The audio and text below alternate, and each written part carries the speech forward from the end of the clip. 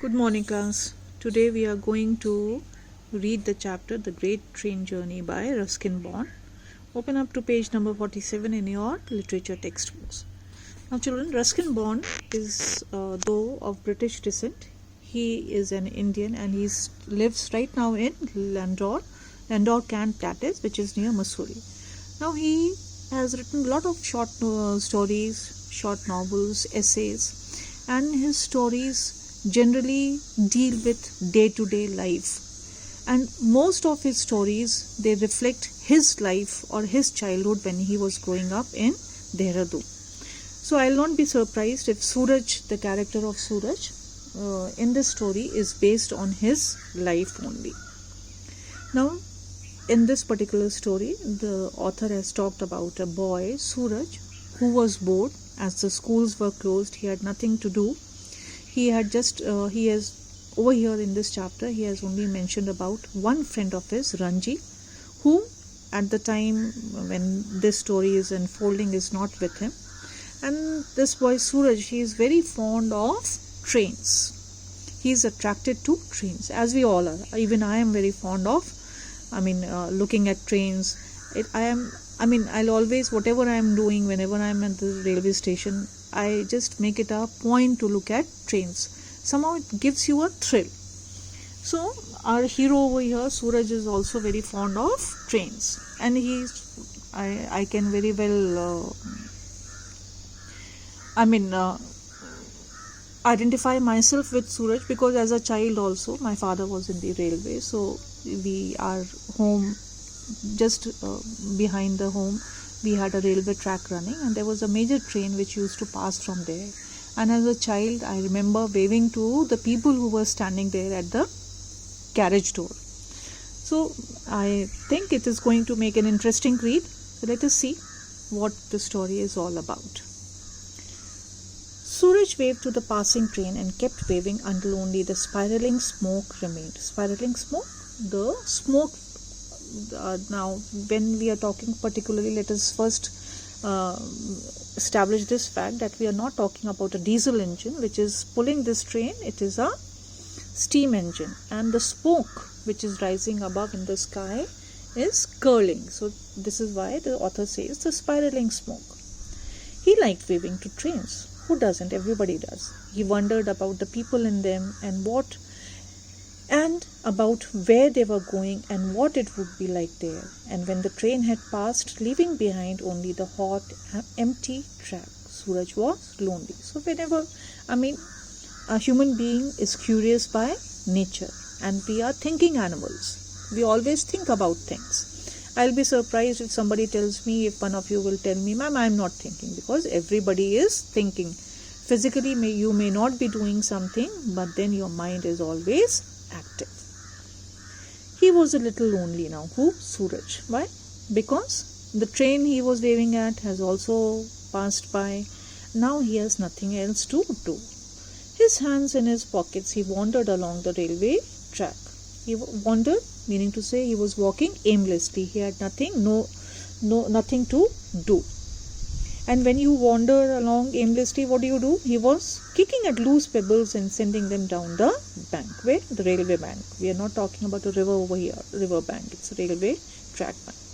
Soon there were other tracks, a railway siding, a stationary goods train. A railway siding, a place where trains which are not in movement and they are not in the workshop, they are stationary over there till the time they are required to ferry goods or people from one place to the other. Now, a stationary goods train. Suraj walked the length of the goods train. What's a goods train? A train which carries things from one place to the other. All these things can be vehicles, animals, all kind of food stuff and all, you name it, and they carry it from one place to the other. The carriage doors were closed. Over here we are talking about a railway carriage, not a horse carriage. And there were no windows. You all must have seen a goods train that it doesn't have any windows.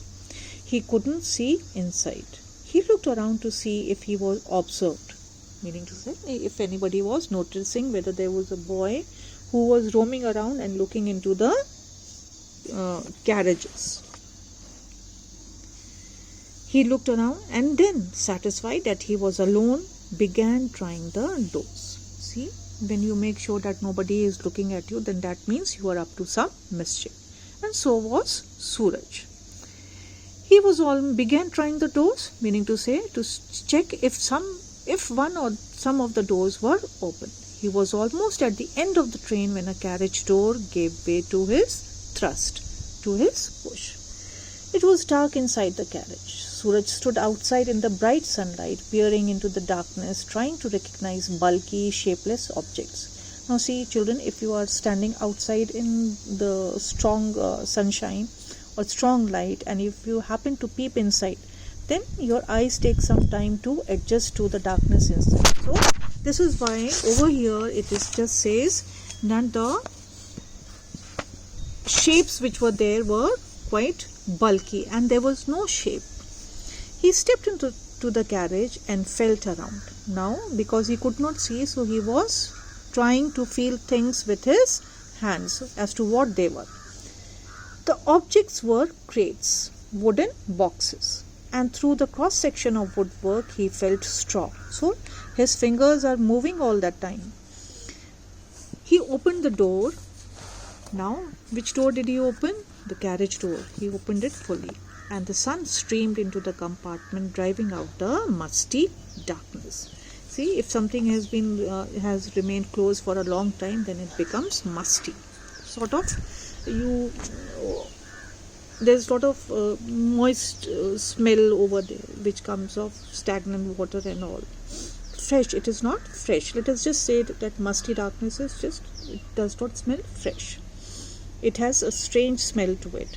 Suraj sat down on a packing case, his chin cupped in his hands. The school was closed for summer holidays, and he had been wandering about all day and still did not know what to do with himself. So he did not have anything to do. The carriage was bare of any sort of glamour, meaning to say there were no plush seatings or cushions, no luxuries at all over there. Passing trains fascinated him. Moving trains, crowded trains, shrieking, panting trains, all fascinated him. But the smelly, dark compartment filled him only with gloom and more loneliness. He felt more lonely and more sad. Otherwise, he was always attracted by trains. He did not really look gloomy or lonely, but if had we taken a look at him, glimpsed at him, he wouldn't have looked lonely to us. He looked fierce at times. So now the author is describing how Suraj looked physically when he glared out at people from under his dark eyebrows. But otherwise, he usually wore a contented look, contented, satisfied. And no one could guess just how deep his thoughts were, that people could not make out what all he was thinking and how deep his thoughts were. Perhaps if he had company, some fun could be had in the carriage, if there had been a friend with him, someone like Ranji. So he was the sort of boy who did not like to have fun alone. Mostly people do not like to have fun alone. They want others to be there with them, especially their close friends. Now, what does Suraj do? He looked at the crates. He was always curious about things that were bolted or nailed down or in some way concealed, hidden from him. Things like parcels and locked rooms and carriage doors and crates. So, he is a very curious child, as all children are. He went from one crate to another, and soon his perseverance was rewarded, his hard work. He was continuously checking whether some crate or the other was open or not. The cover of one hadn't been properly nailed down. So someone had been careless while packing up things in the crate and they had not nailed it down properly, meaning to say closed it properly. Suraj got his fingers under the edge and raised up the lid. Absorbed in this operation, he did not notice the slight shudder that passed through the tray. So he was so busy opening up the crate that he did not notice the shudder. slight shudder. That is a slight movement. And what was that movement? The train had begun to move. He plunged his hands into the straw and pulled out an apple. Now children, the rest of the story we'll take it up in the next video. Please go and read the story once again, making sure that you pronounce the words properly. And if there is any difficult word which you do not understand, please look up the meaning in your dictionaries. Thank you.